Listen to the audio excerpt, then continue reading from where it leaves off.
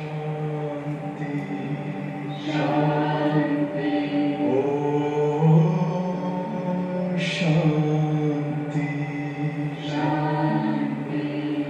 अंतर मन में ज्योति जगा लो, होगा दूर अंधेरा।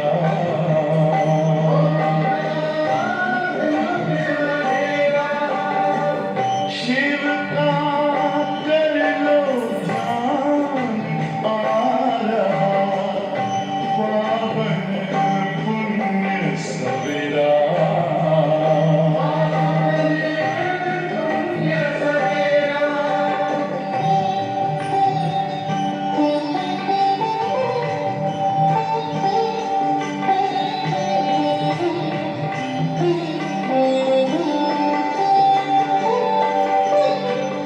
तुम हो कौन, कहाँ से आए, अपने आप को जानो।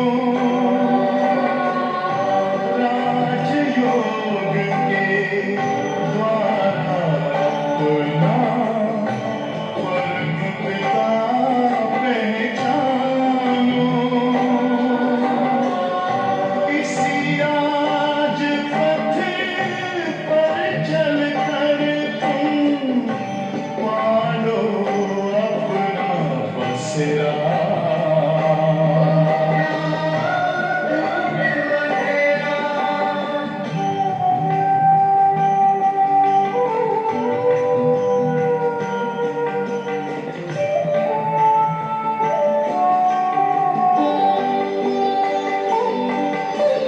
तुम हो आत्मा तन से प्यारे, परमात्मा को प्यारे।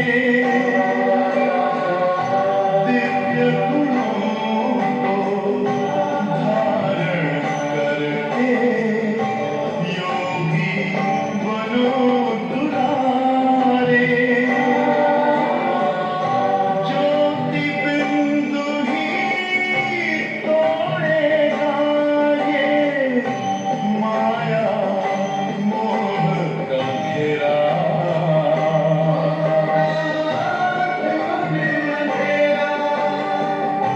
अंतर मन में ज्योति जगा लो, होगा दूर अंधेरा।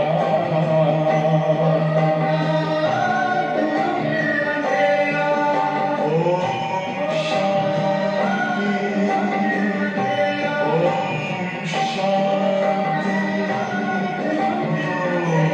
शांति।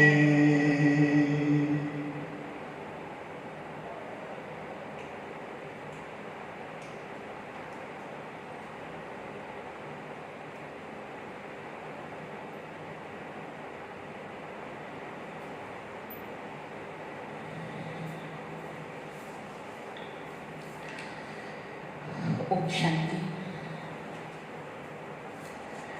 आज 12/5/2020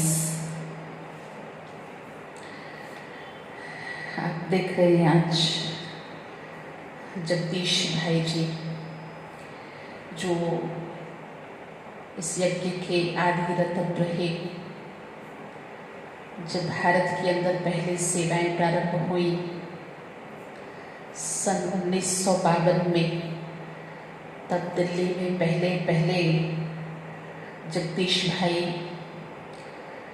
ब्रह्मा कुमारी संस्था के संपर्क में आए और जो उन्हें बाल्यकाल से बचपन से जो उनकी बहुत लगन थी, आध्यात्मिकता में बहुत रुचि थी, भगवान को पाने की बहुत ललक थी, वो उन्हें इस संस्था के संस्थापक प्रजापिता ब्रह्मा बाबा से मिलने पर बाबा के अंदर वो रूहानियत, वो शक्ति, फिर भी बहुत सादगी, तो जगदीश भाई जी उनसे बहुत प्रभावित हुए और वो इस यज्ञ के समर्पित वो रतन बने जिन्होंने इस संस्था का सबसे अधिक, या यूँ कहें 200 से अधिक उन्होंने ऐसी पुस्तकें लिखी जो हिंदी, इंग्लिश, उर्दू अनेक भाषाओं में,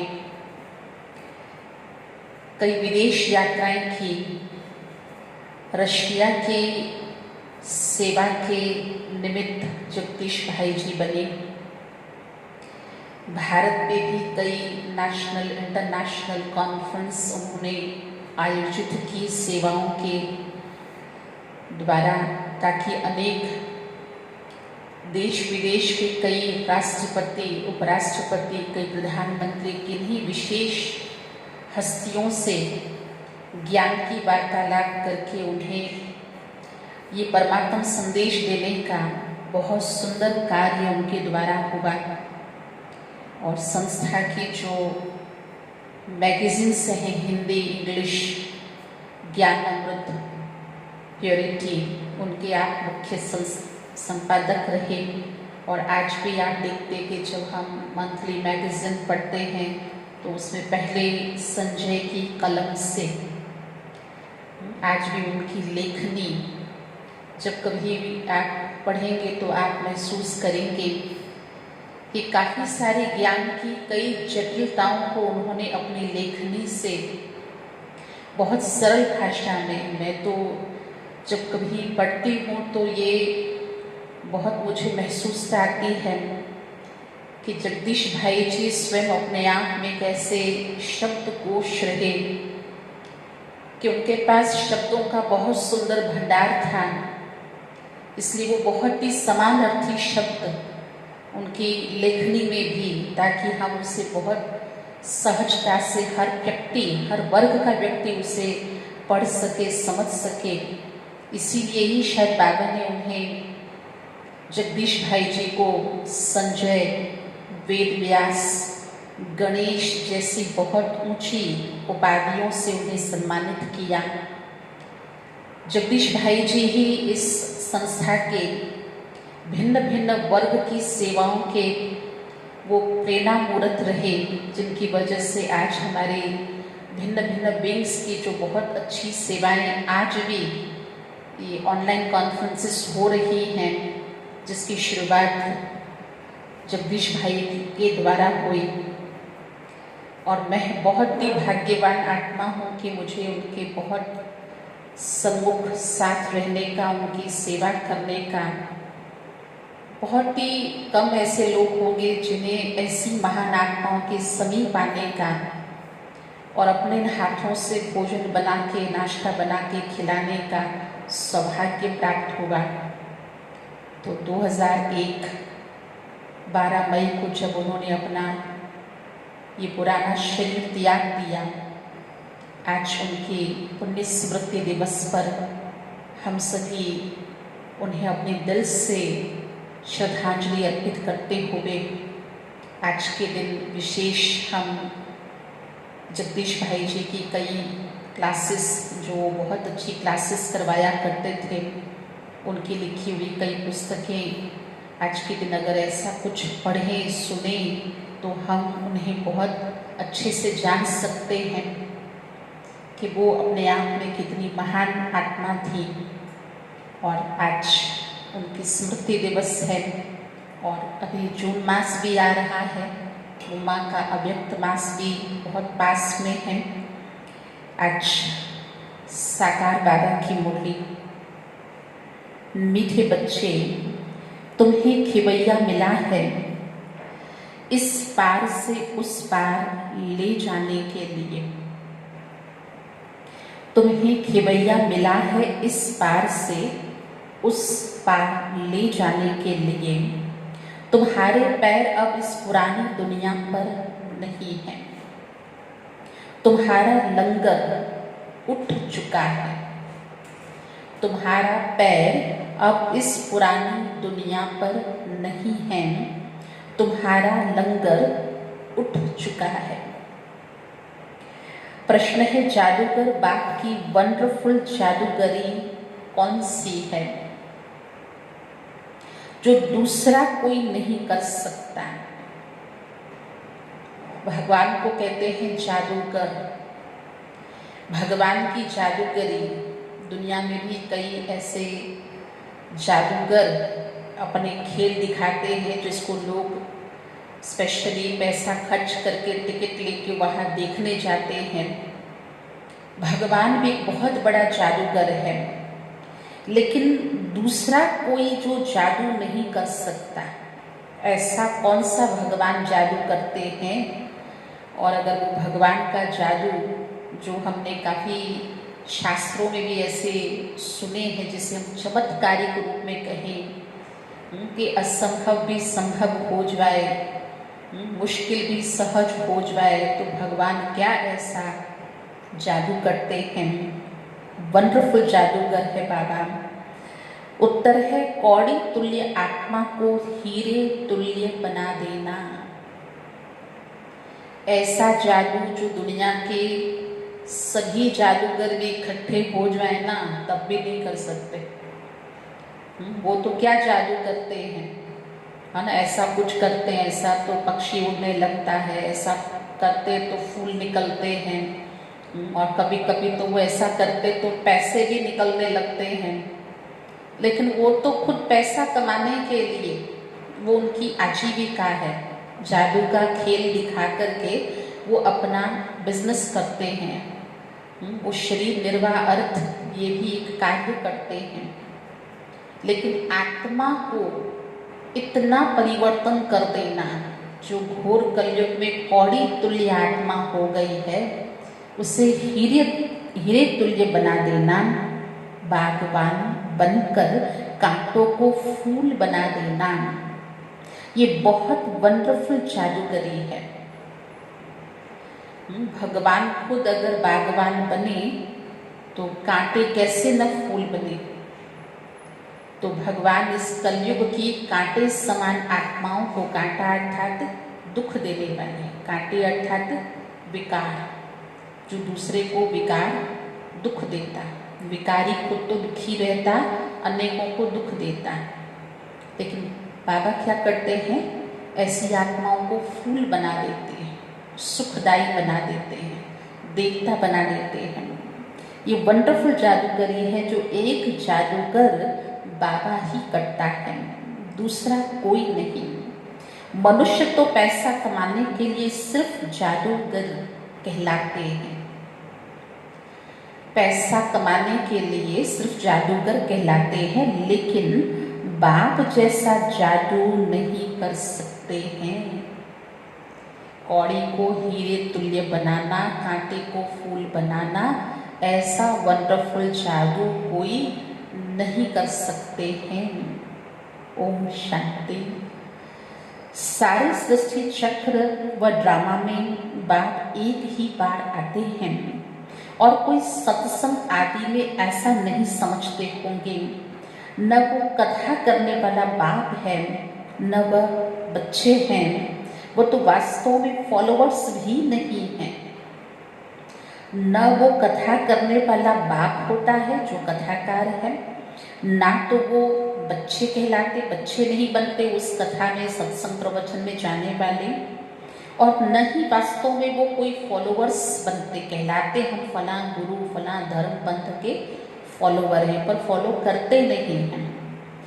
यहाँ तो तुम बच्चे भी हो, बाबा कहते हैं तो बच्चे हो गए, और बाबा भी हम बच्चों को मीठे बच्चे कहते हैं, फिर मुरली के अंत में सिकीरथे बच्चे कहते हैं।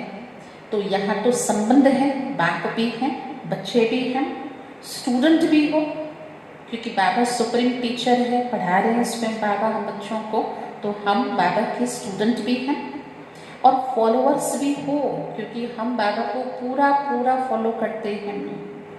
बाप बच्चों को साथ में ले जाएंगे, बाबा जाएंगे तो फिर बच्चे भी इस छीछी दुनिया से अपनी गुलगुल दुनिया में चलकर राज्य करेंगे। बाबा जाएंगे, दुनिया में कोई जाता है तो कोई उसके पीछे पीछे नहीं जाता है, भले कितना भी रोते कुछ भी करते, पर कोई किसके पीछे जाता थोड़ी नहीं। लेकिन हम तो भगवान के बच्चे, भगवान के पीछे क्यों जाएंगे?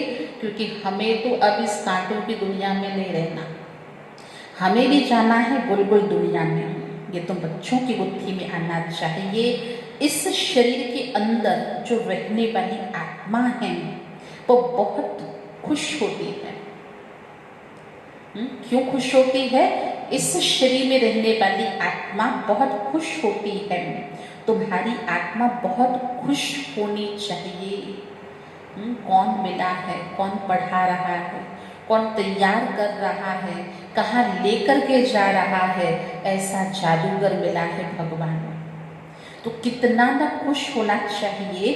बेहद का बाप आया हुआ है जो सभी का बाप है। यह भी सिर्फ तुम बच्चों को समझ है। वो बाबा बाबा है, हम बच्चों का पिता, परम पिता, हम उस भगवान के बच्चे बने हैं। ये सिर्फ तुम बच्चों को समझ है, बाकी सारी दुनिया में तो सब बेसमझ ही हैं। बाप बैठ समझाते हैं, रावण ने तुमको कितना ना बेसमझ बना दिया है। रावण ने तुमको कितना न बेसमझ बना दिया है। बाप आकर, रावण अर्थात विकार, 5 विकार कितना न बुद्धि को भ्रष्ट कर देते हैं, बेसमझ बना देते हैं। और बाबा क्या करते? हर पिता अपने बच्चों को समझ देते, समझदार बनाते। तो बाप आकर समझदार बनाते हैं। सारे विश्व पर राज्य करने लायक समझदार भी कितना सारे विश्व पे शासन कर सके। ये लक्ष्मी नारायण को देखो, इतना लायक बनाते हैं, इतना समझदार बनाते हैं। यह स्टूडेंट लाइफ भी एक बार ही होती है। यह स्टूडेंट लाइफ भी एक बार होती है, जबकि भगवान आकर पढ़ाते हैं। नहीं तो कौन, आप देखेंगे कितना ये अनोखा विश्वविद्यालय है जिसमें हर उम्र के बच्चे भी कहते हैं हम स्टूडेंट हैं, युवा भी कहते हैं, वृद्ध जो हैं बहुत बुजुर्ग आयु के वह भी कहते हैं कि हम स्टूडेंट हैं। तो ये जो सौभाग्य हमें मिला है इस जीवन में, ये क्योंकि भगवान खुद आकर के पढ़ाते हैं और तुम्हारी बुद्धि में है। बाकी जो अपने धंधे थोड़ी आदि में फंसे हुए बहुत रहते हैं, उनको कभी ये बुद्धि में आ न सके। जो बहुत ही दुनियावी रीति से फंसे रहते हैं, दुनियावी बातों में, कार्यों में, तो फिर उनकी बुद्धि में ये खुशी, भगवान का आना, भगवान का मिलना, भगवान हमें क्या बना रहे हैं, कितना समझदार बनाते हैं, कितना परिवर्तन कर देते हैं, तो वो खुशी, वो महसूसता नहीं उनको आती है। उन्हें तो अपना धंधा आदि ही याद रहता है। तो तुम बच्चे जबकि जानते हो भगवान हमको पढ़ाते हैं, तो कितना ना हर्षित रहना चाहिए। और तो सभी है पाई पैसे वालों के बच्चे, तुम हो भगवान के बच्चे। दुनिया में तो कोई के लिए यही कह सकते हैं ना कि ये तो लखपति करोड़पति का बच्चा है, फिर भी भगवान के बच्चों के सामने क्या है? पाई पैसे के बच्चे। क्योंकि तुम तो भगवान के बच्चे बने हो, तो तुम बच्चों को तो अथाह खुशी रहनी चाहिए। कोई तो बहुत हर्षित रहते हैं, भगवान के बने हैं तो कोई तो बहुत हर्षित रहते हैं। कोई कहते हैं बाबा हमारी मुरली नहीं चलती, यह होता हमारी मुरली नहीं चलती। अर्थात कई बच्चों को ऐसी शिकायत होती है कि हमारा मुख नहीं खुलता, हम दूसरे को नहीं समझा सकते, नहीं ज्ञान का जो वर्णन है वो नहीं कर सकते हैं। तो बाबा ने कहा अरे मुरली कोई मुश्किल थोड़ा ही है। जैसे भक्ति मार्ग में साधु संत आदि से कोई पूछते हैं कि हम ईश्वर से कैसे मिलें, भक्ति में भी लोग साधु संत महात्माओं से पूछते हैं कि भगवान से कैसे मिलें, परंतु वो जानते कुछ नहीं हैं, फिर भी क्या करते हैं? अब आने वाले को कुछ तो ज्ञान ध्यान कुछ तो समझाएंगे, तो उंगली से ऐसा इशारा करते हैं कि उस भगवान को याद करो। उंगली से ऐसे इशारा करते हैं भगवान को याद करो, तो बस उसी में खुश हो जाते हैं। वो कौन है? वो कौन है? दुनिया में कोई जानते थोड़े ही है, तुम बच्चे तो जानते हो। फिर हम कैसे सुनाएं, कैसे मुख खुले, तो ये तो कोई प्रश्न ही नहीं है। कोई बच्चे को पूछे कि भी तुम्हारे पापा कौन है, क्या करते, तो कोई छोटा बच्चा भी बता सकता है ना। तो हम आत्मा भी अपने परमपिता परमात्मा का परिचय तो सुना सकते हैं, समझा सकते हैं ना। अपने बाप को कोई नहीं जानते, यह ड्रामा ही ऐसा बना हुआ है। कह देते हैं भगवान को याद करो, परंतु भगवान कौन? ऐसे कह दिया ऊपर वाला, कौन ऊपर वाला? तो ये ड्रामा ही ऐसा बना हुआ है, फिर भी भूल जाएंगे। ऐसा नहीं कि तुम्हारे में सभी बाप और रचना को जानते हैं, ऐसा भी नहीं कि सब ही जानते हैं। कहाँ कहाँ चलन ऐसी चलते, बात मत पूछो, वो नशा ही उड़ जाता। अब तुम बच्चों का पैर पुरानी दुनिया पर जैसे कि है ही नहीं। जैसे कोई बहुत खुशी में फूले नहीं समाते हैं, कोई ऐसी चीज़ मिल जाए, खुशखबरी मिल जाए, कोई लॉटरी लग जाए, तो कैसा लगता है जैसे आज तो ये पैर जमीन पर नहीं है। तो ऐसे ही हम भगवान के बच्चों का भी इस कलयुग की इस पतित सृष्टि पर अब पैर नहीं टिकता, क्योंकि तुम जानते हो कि कलयुग की दुनिया से अब हमारा पैर उठ गया है। कौन सा पैर? बुद्धि रूपी पैर, जो बुद्धि का अटैचमेंट होता है, जो लगाव होता है, खिंचाव होता है, अब वो पैर उठ गया है। बोट का लंगर उठाया हुआ है ना। भक्ति मार्ग में भी साधु संत ऐसी कथाएं कहानियां सुनाते हैं।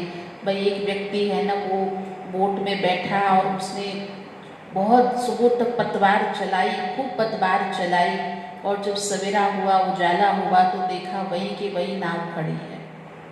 क्यों? क्योंकि उसने किनारे से लंगर तो छोड़ा ही नहीं था, है ना, उस रस्सी को वहाँ से खोला ही नहीं था, तो नाव तो हिली लेकिन चली नहीं। पतवार तो खूब चलाई, बहुत पानी को धकेलती रही वो पतवार, लेकिन इतने घंटों के बाद पूरी रात भी बीत गई, फिर भी उस किनारे से उस किनारे, उस पार तो पहुँचे नहीं। तो बाबा भी कहते, बच्चे चेक करो, तुम्हारी बुद्धि रूपी जो लगाव है, वो रस्सियाँ हैं, वो छूटे हुए हैं, कहीं बंधे हुए तो नहीं है, लंगर उठाया हुआ है। क्योंकि जानते हो इस पार से हम भी उस पार जा रहे हैं। बाप हमको कहाँ ले जाएंगे? भगवान बाप हमको कहाँ लेके जाएंगे, ये बुद्धि में है। क्योंकि जानते हो बाप है खिवैया। बच्चा कभी बाप की उंगली पकड़ के कहाँ जाता है तो वो थोड़ी चिंता करता है कि मेरे को पापा कहाँ लेके जाएगा। पापा साथ में है ना, फिर भले कहीं भी जाए, पर पापा के तो साथ जा रहा है ना बच्चा, तो बेफिक्र है ना। तो हम भी भगवान के बच्चे, जब भगवान के हाथ में हाथ दे दिया, भगवान साथ है, और वो खिवैया बन करके वो अब मेरी जीवन रूपी नैया को, जो बहुत पुरानी हो चुकी है, जो इस भव सागर से हमें पार करने के लिए खुद भगवान हमारी इस नैया को पार लगाने के लिए पतवार चला रहा है, तो फिर हमें किस बात का डर? इसीलिए क्योंकि भगवान बाप खिवैया बना है, और फिर यह बागवान भी है। क्यों? क्योंकि कांटों को फूल बाबा ही बनाते हैं। उन जैसा बागवान कोई है नहीं जो कांटों को फूल बना सके। ये तो अजीब बात है ना भाई। अगर ऐसा कोई बीज बोएंगे, ऐसा कोई पौधा लगाएंगे तो उसमें से फूल उगेगा, लेकिन कैक्टस जो कांटे होते हैं उसमें से फूल खिले, ये तो कैसे हो सकता है ना। कांटों से थोड़ी कोई फूल बना सकते जो प्राकृतिक रूप से होते हैं पेड़ पौधे। लेकिन बाबा तो कांटे जैसी आत्मा को फूल अर्थात जो कलयुगी हैं, दुखदाई आत्माएं हैं, उन्हें सुखदाई देवता बना देते हैं। ये जादूगरी कोई कम थोड़े है, कौड़ी तुल्य आत्मा को हीरे तुल्य बना देते हैं। आजकल जादूगर भी बहुत निकले हैं। यह ठगों की दुनिया। ऐसे ठग भी निकले हैं कि खुली आंखों से ऐसा जादू करके चले जाते हैं कि अभी हमारे हाथ में पैसा है अपने ही मुट्ठी में, और ऐसा मुट्ठी खोलो तो राख कुछ है नहीं। तो ऐसा जो आंखों का जादू होता है, भ्रम एक होता है, यह है ठगों की दुनिया। लेकिन बाबा कौन है? बाबा कौन है? वो है सतगुरु। कहते भी है ना, सतगुरु अकाल। खाली गुरु नहीं, दुनिया के गुरु तो बहुत, जिन्हें काल अर्थात जिनका समय पूरा हो जाता, जिन्हें काल का ग्रास बनना पड़ता, अर्थात वो भी इस देह दुनिया को छोड़ के चले जाते। परंतु यह सतगुरु कौन सा है? अकाल मूर्त, जिसे काल नहीं खा सकता। बहुत धुन से ऐसा गाते हैं, बहुत धुन लगाते भक्ति मार्ग में सतगुरु अकाल के नाम से। जैसे सतनाम, वाहेगुरु, अकाल मूर्त, ऐसी बहुत प्रेम से धुन लगाते हैं। अब जबकि खुद कहते हैं सतगुरु एक है, सर्व का सदगति दाता एक ही है, फिर अपने को गुरु क्यों कहलाना चाहिए? दुनियावी गुरु, देहधारी गुरु ही अपने आने वाले सत्संग में भाई बहनों को यही सुनाते कि भाई सतगुरु भगवान जो है सदगति दाता वो एक है। तो अगर वो भगवान एक ही है, वो ही सर्व की सदगति करते हैं, तो फिर मनुष्य रूप में अपने आप को गुरु क्यों कहलाना चाहिए? न वो समझते हैं और ना ही वो लोग समझते हैं, न वो खुद समझते हैं और ना ही उनके पास आने वाले, उनसे सुनने समझने वाले ये बात समझते हैं। कुछ समझते ही नहीं। इस पुरानी दुनिया में रखा ही क्या है? बच्चों को जब मालूम होता है बाबा नया घर बना रहे हैं, तो ऐसा कौन होगा जो नए घर से नफरत और पुराने घर से प्रीत रखेंगे? ऐसा तो भला कौन हो सकता है जिसको पता हो कि भगवान खुद हमारे लिए एक नई दुनिया, नई सृष्टि रच रहे हैं, स्वर्ग। और उसके बावजूद भी इस पुरानी दुनिया में जहाँ बहुत दुख है, तकलीफें हैं, क्या इससे नफरत नहीं आएगी? ऐसा तो कौन होगा? बुद्धि से नया घर याद रहता है ना, तो तुम बेहद बाप के बच्चे बने हो। वो बन रहा है, जब तक बने तब तक यहाँ रहना है, बाकी कोई परमानेंट यहाँ नहीं रहते। परमानेंट तो वैसे भी कोई संसार में नहीं रहता है। ये संसार तो वैसे भी, इसको तो कहते ही है मुसाफिर खाना, जहाँ आना और जाना। तो हमारी वो जो दुनिया बन रही है, नया जो घर बन रहा है, तो बुद्धि से सदैव याद रहे तुम बेहद बाप के बच्चे बने हो। तो तुम्हें स्मृति रहनी चाहिए कि बाप हमारे लिए न्यू वर्ल्ड बना रहे हैं। हम उस न्यू वर्ल्ड में जाते हैं। उस न्यू वर्ल्ड के अनेक नाम हैं, अनेक नाम हैं। बताओ, सोचो, उस नई दुनिया के अनेक नाम हैं जो बहुत मीठे लगते, बहुत प्यारे लगते, और कभी कभी तो अनायास भी मुख से निकल जाता है। इससे तो हम यहाँ नहीं वहाँ होते। जो अज्ञान काल में भी कहते, अन्य आत्माओं के लिए भी शुभ भावना से कहते फलाना स्वर्गवासी हुआ। तो इसका मतलब उस न्यू वर्ल्ड को कहेंगे स्वर्ग, सत्युग, नई दुनिया, सब प्रधान दुनिया, हेवन, वैकुंठ आदि आदि। तो तुम्हारी बुद्धि अब पुरानी दुनिया से उठ गई। चेक करो, लंगर खुला है, बंधा हुआ तो नहीं है, गांठें तो नहीं पड़ी हैं। तुम्हारी बुद्धि रूपी लंगर खुल गया है। क्योंकि पुरानी दुनिया में दुख ही दुख है। इसका नाम है हेल, कांटों का जंगल, रौरव नर्क, कंसपुरी, रावण की नगरी। सोचो सत्युग के कितने अच्छे नाम, अभी अभी कुछ नाम हमने गिनती की है, और उसके कंपेयर में अगर हम इस कलयुग के नाम देखें तो कितने दुखदायक हैं। फिर भी अर्थ नहीं समझते। अलग नाम है तो अवश्य ही अलग दुनिया होगी। जैसा नाम होगा वैसी वो दुनिया होगी, जैसे इसका नाम है वैसी ये दुनिया है। फिर भी लोग अर्थ नहीं समझते। पत्थर बुद्धि है ना। भारत का देखो हाल क्या है। सो तो देख ही सकते हैं वर्तमान में भी भारत का हाल क्या है। बाबा कहते हैं इस समय सब पत्थर बुद्धि है। सत्युग में सब है पारस बुद्धि। सब ऐसे नहीं करना पत्थर बुद्धि। हम पत्थर बुद्धि नहीं है। बाबा किसके लिए बोल रहे हैं? जो नहीं जानते, अर्थ नहीं समझते, क्या है और क्या था, क्या बन सकता है, क्या क्या परिवर्तन हो सकता है, जो नहीं समझते उनके लिए कहा। पत्थर मन जड़ बुद्धि, जो समझते ही नहीं है, जो जिनकी बुद्धि टस से मस नहीं होती, परिवर्तित नहीं होती, उनके लिए कहा। हम कौन हैं?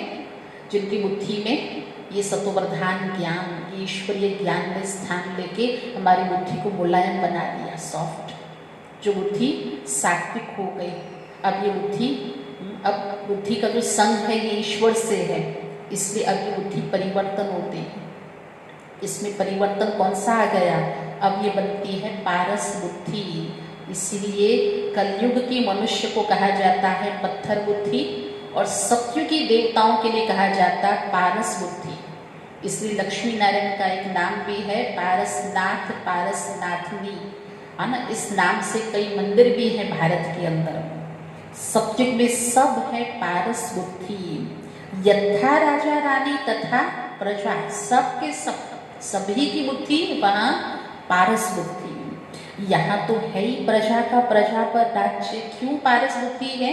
क्योंकि पारस भगवान ने, है ना, उसकी बुद्धि को टच करने पर हमारी बुद्धि में वो परिवर्तन हुआ।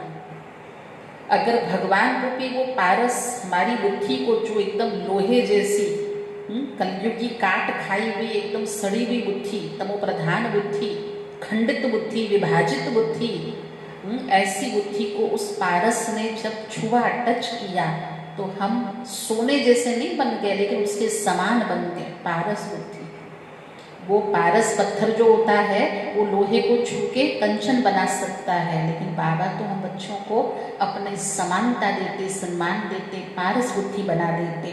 बाकी इस दुनिया में क्या है? प्रजा का प्रजा पर राज्य है, इसीलिए सभी के स्टैंप्स बनाते रहते हैं। तो बच्चों की बुद्धि में ये याद रहना चाहिए, ऊंच से ऊंच है बाप। फिर सेकंड नंबर में ऊंच कौन? शिव बाबा के बाद कौन? ब्रह्मा, विष्णु, शंकर की तो कोई ऊंचाई नहीं है। शंकर की तो पहरवाइश आदि ही कैसी बना दी है। शंकर की तो पहरवाइश भी कैसी बना दी है, कह देते हैं वो तो भांग पीता था, धतूरा खाता था। अब ये सब क्या महिमा है?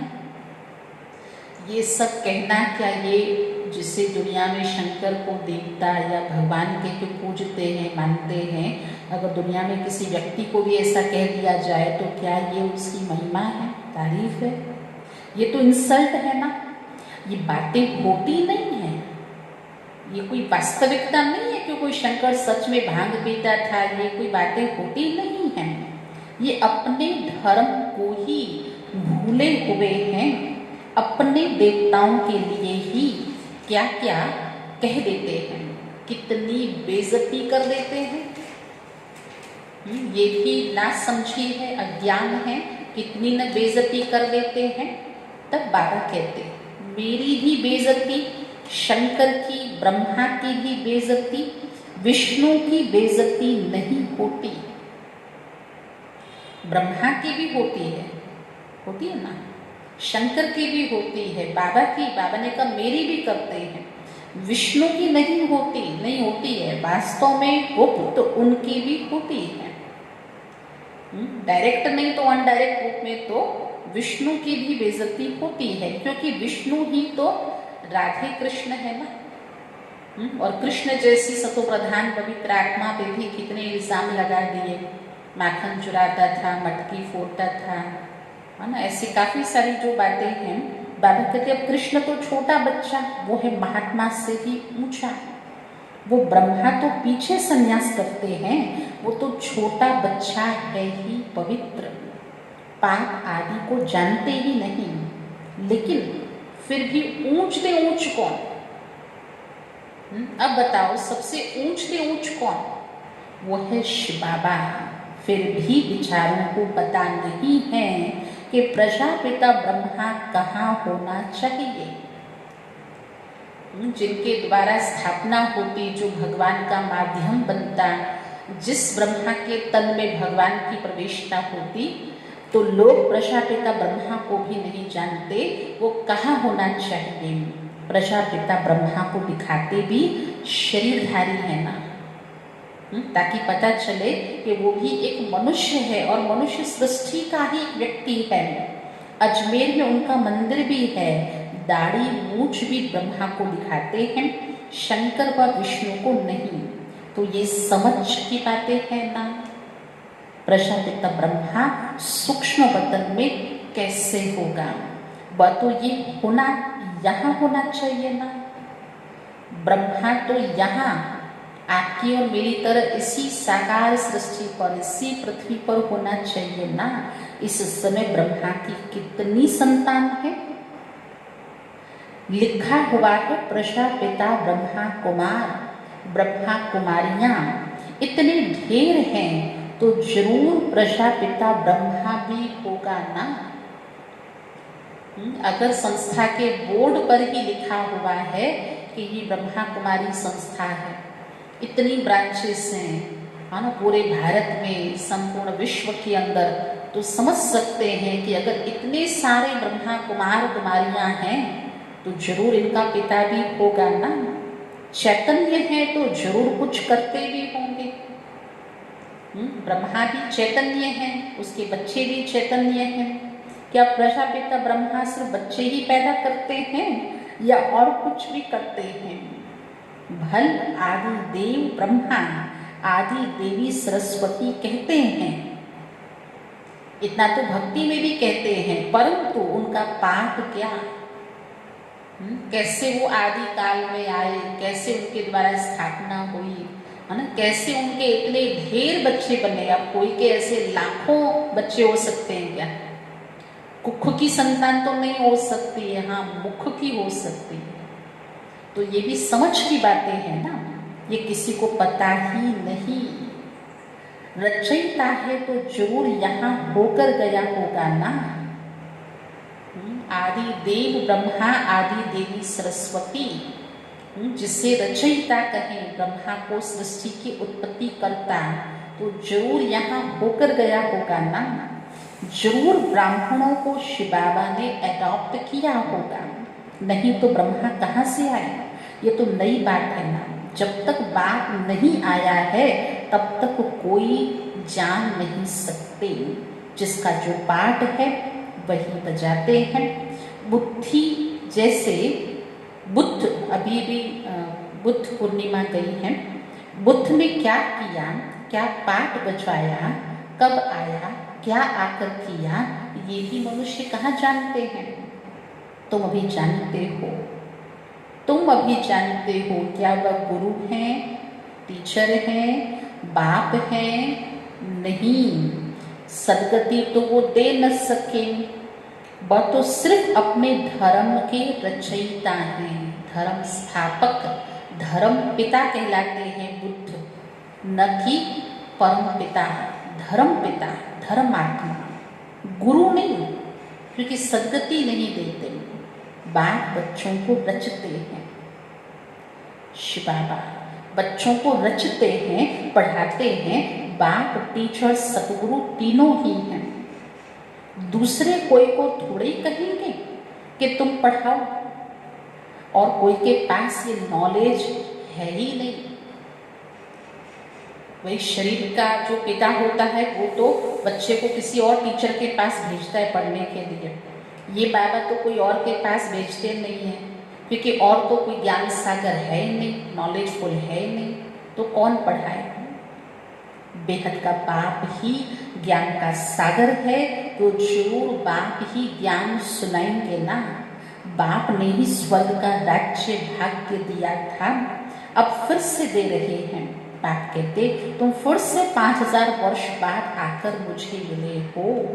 बच्चों को अंदर में खुशी है, जिसको सारी दुनिया ढूंढ रही है, वह हमें मिल गया। बाबा कहते बच्चे तुम 5000 वर्ष के बाद फिर से आकर मिले हो। बच्चे कहते हाँ बाबा, हम आपको अनेक बार मिले हैं, भल कितना भी कोई तुमको मारे पीटे, अंदर में तो वह खुशी है ना। भले कोई मारे पीटे, मारना पीटना मतलब अब तो वो बाहर वाला नहीं होता शरीर को, तो जो पहले साकार के समय सिंध पाकिस्तान में सुनते थे, जो इतिहास के अंदर पढ़ते हैं कि भाई कईयों को तो मारते भी थे घर में, परिवार वाले, कोई पति ने किसको मारा, पिता ने मारा, वो जुल्म वो सितम भी होते थे। अब तो वो नहीं है, पर मारना पीटना अर्थात आज भी दुख देना तो है। बाबा कहते फिर भी तुम्हें खुशी रहनी चाहिए, भगवान मिला है, भले कोई मारे पीटे तुमको खुशी है ना। शिव बाबा के मिलने की याद तो है। कोई क्या मारेगा, इच्छाओं को मारेगा, अरमान को मारेगा, बातों को मारेगा, क्या करेगा। बाप की याद तो है, याद से ही कितने पाप कटते हैं। अब लाऊं बांधेरियों के तो और ही जास्ती कटते हैं, क्योंकि वो जास्ती शिव बाबा को याद करती है। अत्याचार होते हैं तो बुद्धि तो एक शिव बाबा की तरफ चली जाती है। शिव बाबा हमारी रक्षा करो, भगवान को पुकारते, भगवान मदद करो, रक्षा करो। तो याद करना अच्छा है ना, भले रोज मार खाओ, शिव बाबा की याद में रहो, ये भलाई है ना। ऐसे मार पर तो बलिहार जाना चाहिए। बाबा कितना उमंग उत्साह भरते, खुशी में लाते कि बच्चे तुम्हें कितना ना बलिहार जाना चाहिए, मार पड़ती तो याद करते। कहते हैं गंगा का जल मुख में हो, गंगा का तट हो, तब प्राण तन से निकले। तुमको जब मार मिलती तो बुद्धि में अलफ और बे याद रहे। बस बाबा कहने से वर्षा जरूर याद आएगा। ऐसा कोई भी नहीं होगा जिसको बाबा कहने से वर्षा याद ना पड़े। बाप के साथ मिल्कियत जरूर याद आएगी। तुमको भी शिव बाबा के साथ वर्षा जरूर याद आएगा। वह तो तुमको विष के लिए मार देते। खास मार मतलब क्यों किसी को मारते हैं, तो विकार के कारण मारते हैं। शिव बाबा की याद तो दिलाते हैं। जो मारने वाला है वो कहीं न कहीं याद करवाता है कि देखो तुम विष क्यों छोड़ते हो, क्यों अमृत पीते हो, ज्ञान अमृत छोड़ो और विष पान करो। तो वो बाबा की याद दिलाते हैं, तो तुम बाप से वर्षा पाते हो, पाप कट जाते हैं। यह भी ड्रामा में तुम्हारे लिए गुप्त कल्याण है। जैसे कहा जाता लड़ाई कल्याणकारी है, तो यह मार भी अच्छी हुई ना। भगवान से प्रीत बढ़ती है ना। कोई को बंधन होता है, किसको मना करते हैं तो और ज़्यादा भगवान के लिए तड़फ होती है ना। कोई मीरा के मन को बांध सका क्या? मीरा को कोई कृष्ण का दीदार करने से रोक सका? तो ये भी ऐसे कल्याणकारी बाबा कहते मार है, ये लड़ाई है जो बाबा से प्यार, बाबा की याद को बढ़ाती है। आजकल बच्चों का प्रदर्शनी मेलों की सर्विस पर जोर है। नव निर्माण प्रदर्शनी के साथ साथ लिख दो गेटवे टू हेवन, दोनों अक्षर होने चाहिए। नव निर्माण प्रदर्शनी भी हम लिखते हैं और गेटवे टू हेवन, नई दुनिया कैसे स्थापन होती उसका ये एग्जीबिशन है। तो मनुष्य को सुनकर बड़ी खुशी होगी नई दुनिया कैसे स्थापन होती है, उनके लिए यह चित्र बनाए हैं। आकर देखो, गेटवे टू न्यू वर्ल्ड, ये अक्षर भी ठीक है। तो यह जो लड़ाई है, इनके द्वारा ही ये गेट्स खुलते हैं। ये जो अपोजिशंस होते हैं, विरोध होते हैं, लड़ाई होती है ज्ञान और अज्ञान की, प्रेत और विपरीत की, तुम ये नहीं करो, तुम ऐसे करो, तो ये सिद्ध है जहाँ पर भी ऐसा कुछ होता है, बाबा कहते ये तो कल्याणकारी है, इसी से स्वर्ग के गेट खुलते हैं। गीता में भी है, भगवान आया था, भगवान ने आकर राजयोग सिखाया था, मनुष्य से देवता बनाया, तो जरूर नई दुनिया स्थापन हुई होगी। मनुष्य कितना कोशिश करते हैं कि मून पर जाएं, चांद पर जाएं, देखते हैं धरती ही धरती है। चांद पे जाके क्या करेंगे, वहाँ भी मून वॉक करके आते हैं, वर्ल्ड रिकॉर्ड बनाते हैं, वहाँ भी मिट्टी है। चांद पर जाते हैं, वहाँ भी बाबा कहते क्या है, धरती है। मनुष्य कुछ देखने में नहीं आते, वहाँ कोई मनुष्य सृष्टि नहीं, इतना सुनाते हैं, इससे फायदा क्या? जो वहाँ का इतना लंबा चौड़ा वर्णन करते, फायदा क्या? अब तुम रियल साइलेंस में जाते हो ना, उसके लिए कोई तुम यंत्र, कोई साधन, है ना, कोई ऐसी स्पेस में जाने की कोई ट्रेनिंग, कोई प्रैक्टिस नहीं करते हो। तुम जाते हो साइलेंस वर्ल्ड, जो हमारा घर है, परम धाम, शांति धाम, अर्थात अशरीरी बन जाते हो। बैठे बैठे आत्मा अपनी स्मृति से अपने घर को याद करती, बुद्धि चली जाती वहाँ, तो शरीर और शरीर का भान भूल जाते हैं। वो है साइलेंस वर्ल्ड। तुम मौत चाहते हो, शरीर छोड़ जाना चाहते हो, बाप को भी मौत के लिए बुलाते हो, आकर अपने साथ मुक्ति, जीवन मुक्ति में ले जाओ। भक्तों ने कितना ना भगवान को पुकारा है, भगवान यहाँ से लेकर जाओ, अपने साथ लेके जाओ। कितने हम ऐसी मुरली और मुरली में गीत आदि सुनते हैं, इस पाप की दुनिया से कहीं और ले चल। तो जब हम जाना चाहते हैं, ये सिद्ध है कि हम मौत चाहते, अर्थात इस शरीर से, इस दुनिया से, संबंध से मुक्त होकर के उस जीवन मुक्ति में जाना है, तभी भगवान को पुकारते हैं। परंतु फिर भी अर्थ समझते थोड़े ही हैं। पति पावन आएंगे तो जैसे हम कालों के काल को बुलाते हैं, वास्तव में हम भगवान को बुलाते, अर्थात कालों के काल को बुलाते हैं। अब तुम समझते हो बाबा आया हुआ है, कहते हैं चलो घर, तुमने ही मुझे पुकारा है, तुम्हारे ही बुलावे पे आया हूँ, और तुमको चलना है ना मेरे साथ, कहा था ना कि मुझे ले चलो, यहाँ से चलो दिलदार, चलो चांद के पार चलो। तो चलो चांद से पार अपने घर, चलो घर, कहते हैं चलो घर, और हम घर जाते हैं। बुद्धि काम करती है ना। यहाँ कई बच्चे होंगे जिनकी बुद्धि धंधे आदि तरफ दौड़ती है, फलाना बीमार है, क्या हुआ होगा, अनेक प्रकार के संकल्प करते रहते हैं।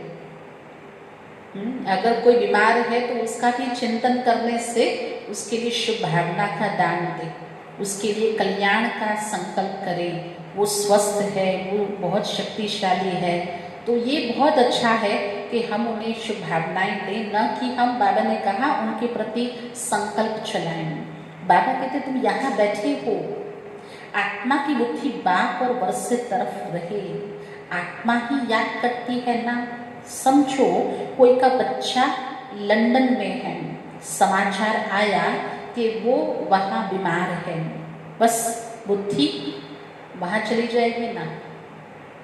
खुद तो लंदन जाने में समय लग जाएगा, लेकिन बुद्धि तो उसी सेकंड, बुद्धि तो लंदन चली जाएगी, उस बच्चे के पास पहुंच जाएगी, जबकि कितना डिस्टेंस है, कितनी दूरियां हैं। फिर ज्ञान बुद्धि में बैठ न सके। ऐसे समय पे आप उनको बहुत ज्ञान ध्यान सुनाओ, सिखाओ, समझाओ, परंतु बुद्धि में ज्ञान बैठ न सके। यहाँ बैठे हुए बुद्धि में उनकी याद ही आती रहेगी। जैसे कोई का पति बीमार हो गया तो स्त्री के अंदर उथल पाथल होगी ना, बुद्धि जाती तो है ना। तो तुम भी यहाँ बैठे हो, क्यों बाबा ने ये मिसाल दी कि जैसे एक माँ की बुद्धि बच्चे की तरफ, एक स्त्री की बुद्धि अपने पति की तरफ जाती है, ऐसे तुम भी यहाँ बैठे बैठे अपनी बुद्धि से वहाँ अपने घर शांति धाम जा सकते हो। तो बहुत अच्छा बाबा ने प्रैक्टिकल एग्जाम्पल दिया। तो तुम भी यहाँ बैठे सब कुछ करते शिव बाबा को याद करते रहो तो भी अहो सौभाग्य। जैसे वो पति को अथवा गुरु को याद करते हैं, तुम फिर याद करो एक बाप को। एक से प्रीत करनी, एक को याद करना है ना। बाप एक ही है तो थोड़ी सोमवार को एक, मंगलवार को दूजा, नहीं, एक बाप को ही याद करो। तुम्हें अपना 1 मिनट भी वेस्ट नहीं करना चाहिए। कितना कीमती समय है, 1 मिनट में 60 सेकेंड होते हैं। सोचो कितना हमने लॉस किया, 60 सेकेंड वेस्ट हो गए। 1 मिनट भी वेस्ट नहीं करना चाहिए। बाप को जितना याद करेंगे तो सर्विस करने में भी बाप ही याद आएगा। बाबा ने कहा है मेरे भक्तों को समझाओ। ये किसने कहा? शिव बाबा ने। श्री कृष्ण के भक्तों को क्या समझाएंगे? उनको कहो कृष्ण नई दुनिया स्थापन कर रहे हैं, मानेंगे? मानेंगे? बोलेंगे श्री कृष्ण स्थापन कर रहे हैं, मानेंगे? क्रिएटर तो गॉड फादर होता है ना, फादर ही रचयिता है ना, कृष्ण थोड़े परमपिता परमात्मा ही पुरानी को नई बना रहे हैं, ये जरूर मानेंगे। समझाने की, सुनाने की युक्ति होनी चाहिए, बड़ी आइडिया से किसी को समझाना चाहिए तो जरूर मानेंगे। नई सो पुरानी, पुरानी सो नई होती है। सिर्फ टाइम बहुत दे देने से मनुष्य घोर अंधियारे में है। आज से 5000 वर्ष पहले ये सृष्टि नई थी, अब पुरानी है, फिर नई बन रही है। लेकिन लाखों वर्ष कह देने से, कलयुग अजुल बच्चा है, 40,000 वर्ष पड़े हैं, तो जो चक्र की आयु में गड़बड़ कर दी है, बाबा कहते इसीलिए घोर अंधियारे में चले गए। तुम्हारे लिए तो अब हथेली पर बहिष्ट है। बाबा ने इतना सहज, इतना समीप, जो कृष्ण का चित्र देखते हैं उसकी हथेली पर भारत रूपी स्वर्ग है ना, इस पृथ्वी के गोले पर स्वर्ग दिखाते हैं। तो इतना सहज बाबा हमको ये बहिष्ट में ले जाते हैं। बाबा कहते मैं तुमको उस स्वर्ग का मालिक बनाने आया हूँ, बनेंगे? कोई आपको बैठे बिठाए अगर कोई चीज़ का मालिक बना दे, अथॉरिटी दे दे, लो ये आप संभालो, ये आपका होगा, बनेंगे? वाह, क्यों नहीं बनेंगे? विश्व का मालिक भला क्यों नहीं बनेंगे? अच्छा, उसके लिए कुछ तो करना पड़ेगा ना, कोई कंडीशन तो होगी ना। भाई क्या करें जो उस आने वाली नई सृष्टि के हम मालिक बने? तो उसके लिए सिर्फ एक ही बहुत सिंपल सहज कंडीशन है, अब मुझे याद करो और पवित्र बनो। भगवान को याद करेंगे, उससे विकल्प विनाश हो जाएंगे, आत्मा पवित्र बनेगी और वो योग्यता होगी विश्व का मालिक बनने का। तो याद से पाप भस्म हो जाएंगे। तुम बच्चे जानते हो विकर्मों का बोझा आत्मा पर है, न कि शरीर पर। अगर शरीर पर बोझा होता तो जब शरीर को जला देते तो उसके साथ साथ पाप भी जल जाते थे, पर ऐसा तो होता नहीं है। ऐसा तो होता नहीं। आत्मा तो अपने साथ अपने पाप पुण्य की कमाई ले जाती है, और जब बच्चे के रूप में आत्मा फिर पैदा होती, जब आती संसार में, तो कहते बच्चा अपना प्रारब्ध ले आता है, अपने साथ अपने पाप पुण्य की कमाई जो उसने की है अपने पूर्व जन्म में, वो उसके साथ आती है। तो आत्मा तो है ही अविनाशी, उसमें सिर्फ खाद पड़ती है, जिनको निकालने के लिए बाप एक युक्ति बतलाते हैं कि याद करो। आत्मा से खाद निकल जाए, आत्मा जो एकदम नकली हो गई, आर्टिफिशियल, उस पर इतनी परत चढ़ गई है, वो फिर से रियल जो डायमंड थी वैसी बन जाए, उसके लिए क्या करो, उस पारसनाथ, उस भगवान को याद करो। तो पतित से पावन बनने की युक्ति कैसी अच्छी है। मंदिर बनाने वाले, शिव की पूजा करने वाले भी भक्त है ना, पुजारी को कभी पूज्य कह न सके, पुजारी को कभी पूज्य कह न सके। अच्छा, मीठे मीठे स्किल थे बच्चों प्रति, माँ पिता बाप दादा का याद प्यार और गुड मॉर्निंग। रूहानी बाप की रूहानी बच्चों को नमस्ते, रूहानी बच्चों की रूहानी बाप दादा को याद प्यार, गुड मॉर्निंग और नमस्ते। धारणा के लिए पहली पॉइंट है, जिसे सारी दुनिया ढूंढ रही है, वह बाबा हमें मिल गया। जिसे सारी दुनिया ढूंढ रही है वो भगवान बाप हमें मिल गया, इसी खुशी में रहना है। ये बहुत बड़ी खुशी की वजह है, बहुत एक पावरफुल, एक प्रबल कारण है हमारी खुशी का, जो हमेशा मुकर्रर है, मतलब ये कायम है। ये खुशी का कारण जो है, ये जो वजूद है, ये कभी ख़त्म होने वाला नहीं है, ये हमेशा ही बना रह सकता है। कई खुशी के कारण कई वजूद ऐसे होते हैं, आज है बाद में नहीं, कल नहीं, एक हफ्ता, एक महीना, फिर नहीं, लेकिन ये तो इस जन्म के लिए, इस संगम युग के लिए परमानेंट ये खुशी का कारण है। वो भगवान बाप मिला है, इसी खुशी में रहना है और याद से ही पाप कटते हैं। इसीलिए जो एक एग्जाम्पल था, मार खानी भी पड़े तो कल्याणकारी, लेकिन किसी भी परिस्थिति में बाप और बरसे को याद करना है, किसी भी परिस्थिति में। क्यों? क्योंकि भगवान की याद में बहुत कल्याण है, उससे हम आत्मा के पाप दग्ध हो जाते हैं। और अगर कोई भी परिस्थिति में हमें कोई दुख भी दे रहा है तो बलिहारी उस दुख की, उस तकलीफ की, उस दिक्कत की, जिसकी वजह से भगवान की याद तो आती है और वो दुख, वो तकलीफ दूर हो जाती है। एक मिनट भी अपना समय वेस्ट नहीं करना है। इस पुरानी दुनिया से बुद्धि का लंगर उठा देना है। चेक करो, अगर नहीं उठा हो तो उठा देना है। इस पुरानी दुनिया से अब बुद्धि का लंगर उठा देना है। बाबा हमारे लिए नया घर बना रहे हैं। यह है रौरव नर्क, ये दुनिया है रौरव नर्क, कंसपुरी, और हम जा रहे हैं वैकुंठपुरी, ताकि लंगर यहाँ से छूट जाए और हम इस पार से उस पार कृष्णपुरी, वैकुंठपुरी में चले जाएं।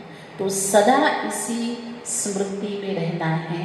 ये आज मंगलवार, मंगल कल्याणकारी, बहुत अच्छी स्मृति बाबा ने पूरे दिन की दे दी, ताकि हम सदैव भी उस कृष्णपुरी, वैकुंठपुरी की स्मृति में रहें। वैकुंठ तो हम सभी को बहुत प्रिय है, बहुत जो बाबा ने का समीप दिखता है, हथेली पे बहिष्ठ है ना। आप चाहें तो इसको ड्रॉ करके और बहुत अच्छी तरह से इसको कागज़ पे देख सकते हैं और इसका आप अपना चिंतन मनन कर सकते हैं। आज का वरदान है, चलते फिरते फरिश्ते स्वरूप का साक्षात्कार कराने वाले साक्षात्कार मूर्त भव। जैसे शुरू में चलते फिरते ब्रह्मा गुम होकर श्री कृष्ण दिखाई देते थे। यज्ञ के आदि में, स्थापना के समय ओम मंडली में कितने भाई बहनों ने ये अनुभव किया कि स्वयं साक्षात ब्रह्मा बाबा सामने बैठे हैं, लेकिन बाबा गुम हो जाता था, बाबा नहीं दिखाई पड़ता था और कृष्ण या विष्णु चतुर्भुज का उनके द्वारा साक्षात्कार होता था। इसी साक्षात्कार में तो सब कुछ छुड़ा दिया। साक्षात्कार एक ऐसी लीला थी जो स्वयं भगवान ने रची, जो खुद ब्रह्मा को भी पता नहीं था। और उस साक्षात्कार की बलिहारी जो कितने लोगों ने बहुत कुछ दुनिया में छोड़ करके वो बाबा के बन गए। ऐसे साक्षात्कार द्वारा अभी भी सेवा हो। जब साक्षात्कार से प्राप्ति होगी तो बनने के बिना रह नहीं सकेंगे। साक्षात्कार सिर्फ नहीं, लेकिन प्राप्ति भी साथ में हो। तो फिर रह नहीं सकेंगे। इसलिए चलते फिरते फरिश्ते स्वरूप का साक्षात्कार कराओ। जैसे एक जगह बैठ कर के योग अभ्यास करते हैं तो उस समय तो हम हमारे भीतर ये सूक्ष्म फरिश्ता स्वरूप को इमर्ज करते हैं, उसमें हम बहुत अच्छे अच्छे अनुभव करते हैं। लेकिन बाबा तो चाहते कर्म योगी चलते फिरते भी आप फरिश्ता स्थिति का साक्षात्कार कराओ। भाषण वाले बहुत हैं, लेकिन आप भाषणा देने वाले बनो, तब समझेंगे ये अल्लाह लोग हैं, अल्लाह के बंदे, भगवान के बच्चे। तब समझेंगे जब आपके द्वारा फरिश्ता रूप का साक्षात्कार होगा, केवल भाषण नहीं भाषणा मिलेगी, तब समझेंगे अल्लाह के लोग हैं। आज का स्लोगन है, सदा रूहानी मौज का अनुभव करते रहो तो कभी भी मूंझेंगे नहीं। सदा रूहानी मौज का अनुभव करते रहो तो कभी भी मूंझेंगे नहीं। ओम शांति। हम सभी 2 मिनट के लिए हमारे आदरणीय राजयोगी जगदीश भाई जी की आज पुण्य स्मृति दिवस पर हम उन्हें श्रद्धांजलि देते हुए बाबा की याद में बैठेंगे।